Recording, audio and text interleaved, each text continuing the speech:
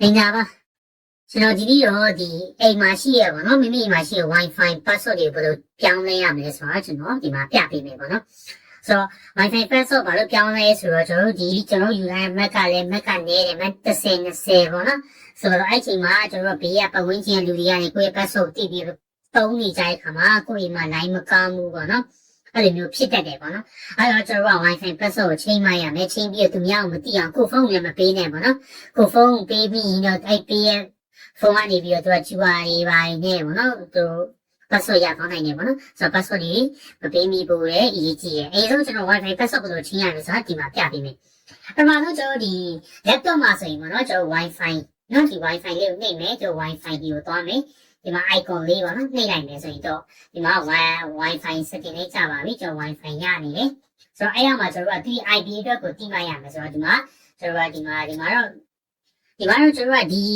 default gateway တော့မပါဘူးပေါ့နော်ဒီသာတိကျင်နေဆိုရင်တော့ window key နဲ့ R နဲ့ပေါင်းနေပြီးတော့ကျွန်တော် scpa.cpl ဆိုလေးရိုက်ခဲ့ပြီးတော့စစ်လို့လည်းရတယ်ပေါ့နော်အဲ့ဒါဆိုရင်သူကဒီမှာကျွန်တော်ချိထားတဲ့ Wi-Fi ဒီမှာသူရဲ့ status ကိုကြည့်လို့ရတယ်ပြီးဒီမှာ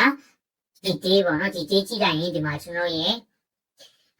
IPv4 default gateway 100.1 တူပါပဲခုနဟာလေးနဲ့နော်ဒီမှာလေဒီမှာ IP4 DNS server နဲ့ဒီမှာ 100.1 အဲ့ဒါလေးကျွန်တော်မှတ်ထားပြီးတော့ကျွန်တော်ဒီမှာChrome ကျွန်တော်တို့ Chrome browser တခုဖွင့်လိုက်ရပါတော့မိတ်ဆွေအနေနဲ့ရှိရ browser တခုဖွင့်လိုက်ပါဟို app ပဲ Mozilla ဒီ Microsoft app ဖြစ်ဖြစ်ပေါ့နော်ဒီမှာရိုက်ခဲ့ပေးရမယ် 192.168.100.1 ဆိုပြီးရိုက်ခဲ့လိုက်ပြီး enter ခေါက်ချလိုက်အဲဒီလို web page ကြီးကြာလာမှာပေါ့နော်mobile phone မှာဆိုရင်လည်းကျွန်တော်တို့ဒီ mobile phone ကိုဖွင့်ပြီးတော့ကျွန်တော် Wi-Fi setting နဲ့ကိုသွားလိုက် Wi-Fi ကိုဖိလိုက်ပါနော်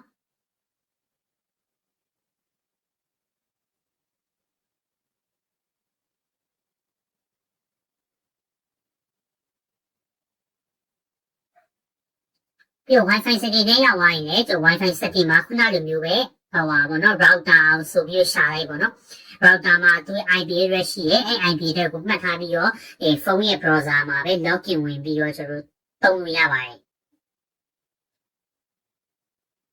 ဆိုတော့ဒီမှာရောကျွန်တော်ကကွန်ပျူတာနဲ့ပဲပြပေးမယ်ပေါ့ဒီမှာက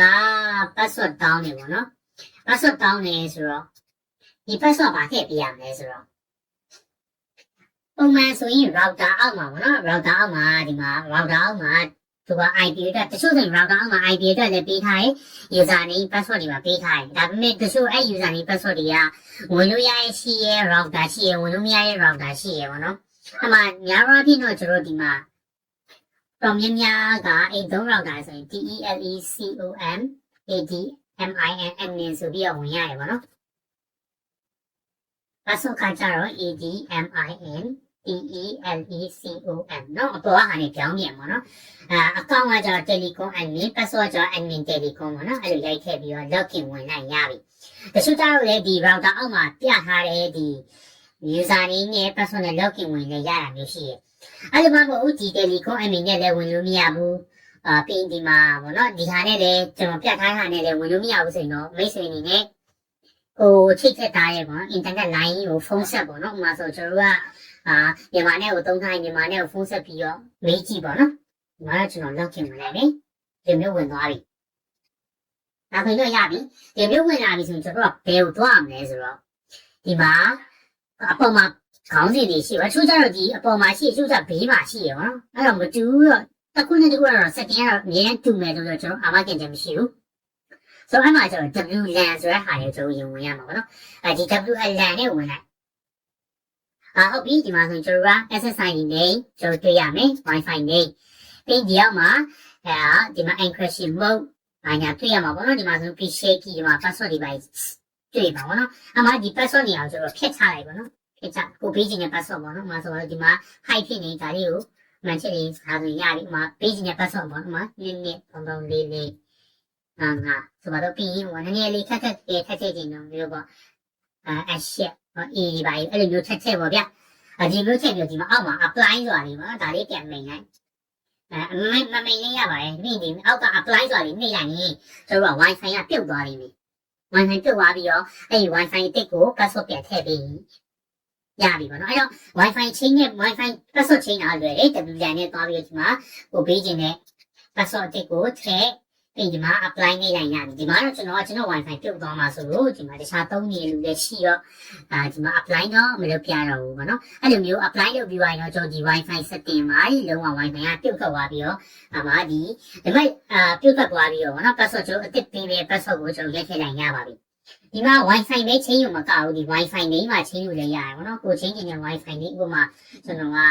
wifi နေရတယ်ပြီးနေ wifi နေပြီးပြောင်းချင်တယ်ပေါ့နော်ဟိုမှာတို့အဲ့ဒီမျိုးပေါ့ကိုစင်ပြေ wifi နေပြောင်း password ပြောင်းလို့လည်းအရှိကြ password ပဲပြောင်းနေဆိုလို့ရပါတယ်နော်အပြင် apply နေလိုက်ရင်တော့ရပါပြီဒါပေမဲ့တခုတော့ရှိရဲကျွန်တော်မိတက်တယ်ပေါ့နော်မိရွယ်တတ်တဲ့လူတွေဆိုရင်တော့ကျွန်တော်အနေနဲ့အကောင်းဆုံးကတော့ password ကိုကျွန်တော်ဓာတ်ပုံရိုက်ထားတယ်ဒါမှမဟုတ် screenshot ယူထားတယ်အဲ့ဒါဆိုလုံးဝမမားတော့ဘူးနော်ကိုပေးလိုက်တဲ့ password ပြီးပြန်မမီရောဟဲ့ဘာဖြစ်တတ်တယ်ပေါ့နော်အကောင်းဆုံးကတော့ကျွန်တော်ကတော့ဒီကိုပေးရဲ့ password ကိုဥမာဆိုတော့ကိုပေးရဲ့ password ကိုသိကျင်တယ်ဆိုရင်တော့ဒီလိုမျိုးလေးပေါ့ hi ကိုရနေပင်ကြားလေးကိုဓာတ်ပုံရိုက်ထားလိုက်နော်ပြီး apply နေလိုက်ပေါ့အဲ့ဒါဆိုရင်တော့ကျွန်တော်မမားတော့ဘူးဗျာနော်ဒီဆိုကြတော့လေခက်ခဲပြီးရဗျာခက်ခဲပြီးရဲ့အခါမှာပြီးပြန်ထည့်တဲ့အခါမှာမမီဘူးပေါ့အဲ့လိုမျိုးဖြစ်တတ်လို့ပါအဲ့တော့ကျွန်တော်ဒီလိုမျိုးချိန်နိုင်ရပါပြီဒါဆိုရင်တော့အားလုံးလည်းနော်မိတ်ဆွေတို့လည်းအဆင်ပြေကြမယ်လို့မျှော်လင့်နေကျေးဇူးတင်ပါတယ်